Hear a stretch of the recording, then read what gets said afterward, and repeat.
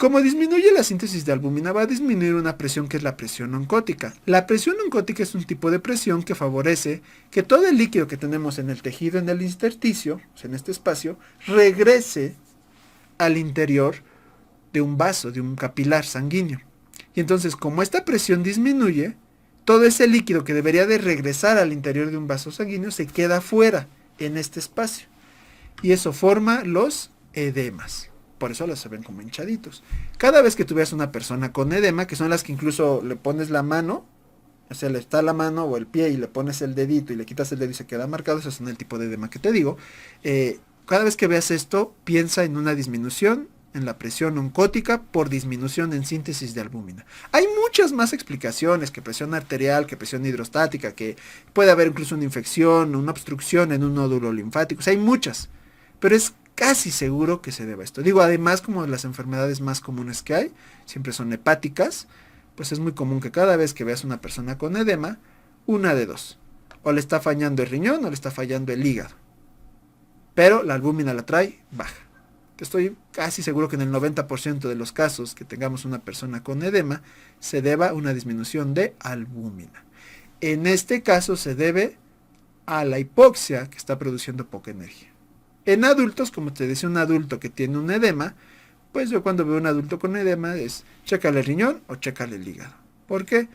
Porque el hígado está fallando y no está produciendo albúmina, o el riñón está fallando y está perdiendo la albúmina por orina. Pero son mismos mecanismos para llegar acá, ¿vale? Bueno, esa es una parte para ir complementando para cuando vayamos viendo otras anemias, ya tengamos este punto. Por otro lado es que si hay hipoxia, recuerda, se libera eritropoyetina, y la eritropoyetina va a decir, hay que producir eritrocitos, pero oh, grave error.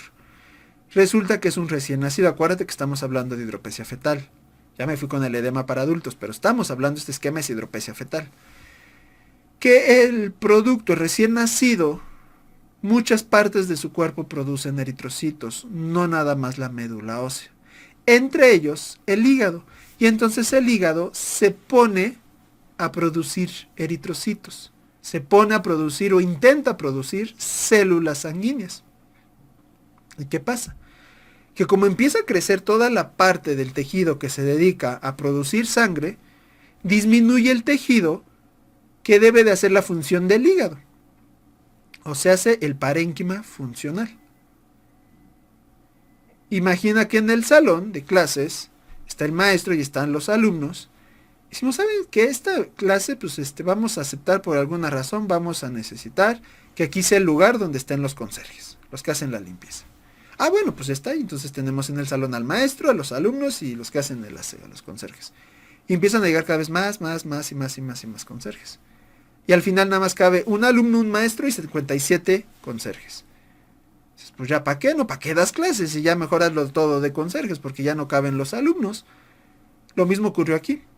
Se empezó a dedicar tanto a producir eritrocitos que desplazó todo el tejido que debería hacer las funciones para los cuales se diseñó el hígado, que son, pues, ser el laboratorio del cuerpo, porque son muchísimas, sintetizar un buen de cosas, metabolizar muchísimas cosas, formar todo eso que debería ser el hígado, no lo está haciendo porque ahora produce sangre. Esto ocasiona que todos los vasos sanguíneos se vean comprimidos. ¿Por qué? Porque estás metiendo muchas más células en el mismo espacio, entonces empieza a hacer esto. Y hay una compresión de muchas venas, entre ellas y una muy importante es la vena porta. Al comprimir la vena porta ocurre algo que se llama hipertensión portal. Esta hipertensión porta, ahorita te la voy a explicar, pero imagina que es una manguera que cuando lo aprietas sale con más fuerza. Hay una hipertensión, aumenta la presión, pero solamente en este vaso sanguíneo que es la vena porta y solamente en esta parte del hígado. Todo lo demás está igual. Ahora, ¿qué pasa con esta hipertensión porta?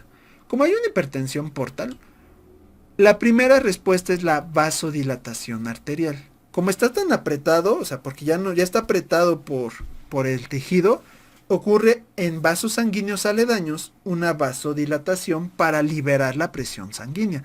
Cada vez que hay una hipertensión en un sitio, las zonas aledañas hacen vasodilatación.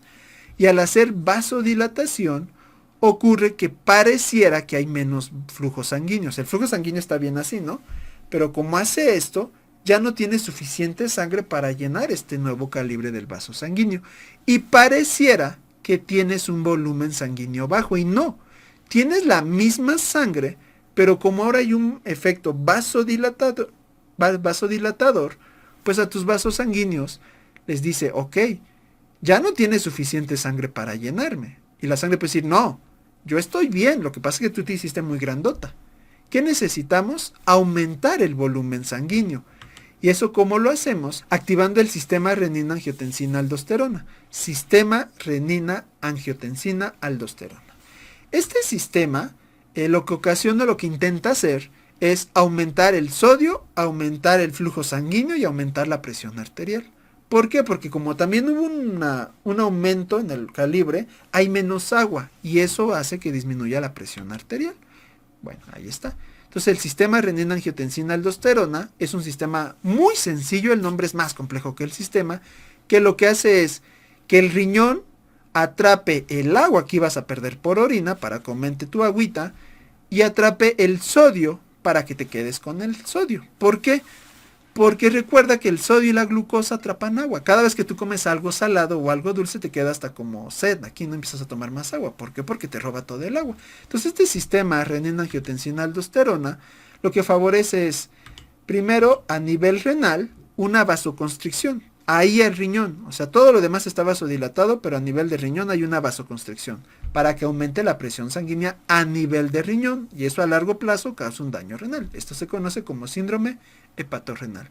Y por otro lado, el sistema renina-angiotensina-aldosterona dice, oye, ya no vas a hacer pipí. Toda esa agua que se iba a ir en forma de pipí, regrésala al sistema, la quiero dentro de mí. Todo ese sodio que ibas a perder por pipí, regrésalo, lo quiero dentro de mí. Sodio y agua dentro de mí, pues favorecen la acumulación de agua. Y esa acumulación de agua, recuerda que es en sitios cercanos al hígado, en la zona abdominal. Y la acumulación de líquido en la zona abdominal se le conoce como ascitis. Y este exceso de agua ocasiona una disminución de sodio, que se conoce como hiponatremia dilucional. Oye, pero ¿por qué hay disminución de sodio si se supone que estamos conservando todo este sodio? Sí, estamos conservando el sodio, pero estamos conservando también muchísima agua. Y entonces toda esta agua que el producto está conservando, le da esta apariencia. Todo eso desemboca a ver esto. Esto es la ascitis.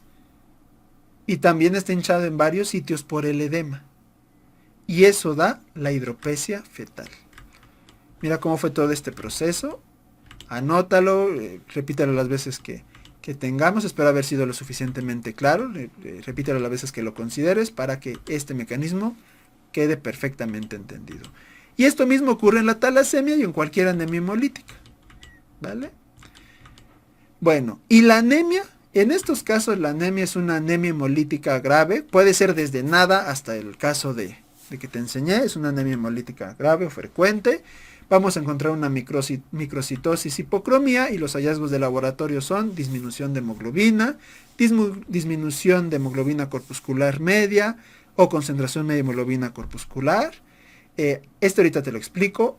Hay anisocitosis y como buena anemia hemolítica, y apréndetelo, cada vez que hay hemólisis hay un aumento de reticulocitos.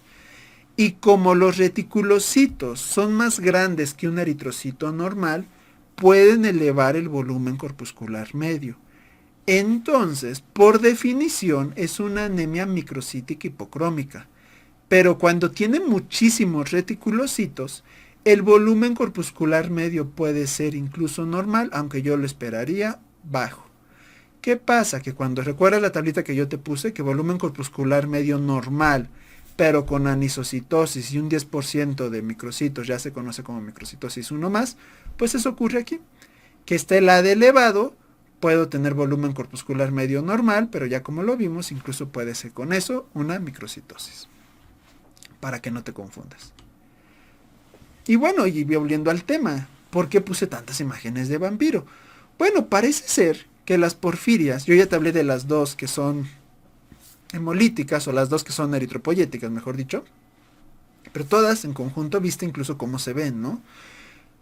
Se piensa que de ahí nace el mito del vampiro, de la persona que consume sangre, ¿no?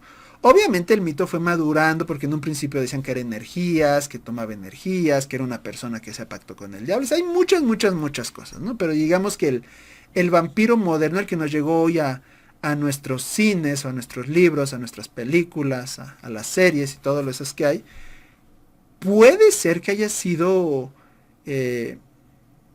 surgido o haya sido inspirado en una persona por Porfiria. ¿Por qué? Porque primero son personas que no pueden salir al sol, como los vampiros.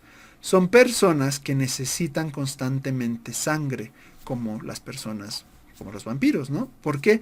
Porque parte de su tratamiento son las transfusiones sanguíneas. Y ahorita lo tenemos en un laboratorio y todo, pero anteriormente quién sabe cómo las hacían o si de plano les daban la sangre y se la consumían, porque al final de cuentas pues necesitaban hierro. Entonces, a lo mejor la carne muy cruda, ¿no? Luego, pues recuerda que como esto se va haciendo más delgado, se van afilando o se van viendo más los dientes y se van viendo amarillos por la acumulación y en algunos casos se pueden llegar a afilar. Entonces ahí se ve muy leve, no es como que así colmillos y todo, no, o sea, nada más se ven más, o sea, los colmillos se llegan a ver más por cómo se empieza a retraer los labios. Y también como la piel se empieza a adelgazar, en estas zonas, en unos puntos, pues los dedos se ven más alargados. Entonces súmale eso y que casi no salen y que eran como el secreto de la familia y que los hijos iban a nacer igual o cuestiones así si es que había hijos, porque en muchos casos pues no había reproducción hasta ahí llegaba, ¿no? Pero estos tienen mucho parentesco con esto y aparte hemolizaban, la bilirrubina se pueden ver incluso amarillos, pálidos, con anemia, no les daba el sol, consumían sangre, ahí tienes el nacimiento del vampirismo, cómo surge de esta enfermedad y bueno, por eso te lo pongo cómo va de la mano la hematología con ciertos procesos. Bueno, ya vamos a ver la siguiente enfermedad que es la anemia sideroblástica. Cuando estés listo, anota tus anotaciones y cuando estés listo reproduce el siguiente video. Muchísimas gracias.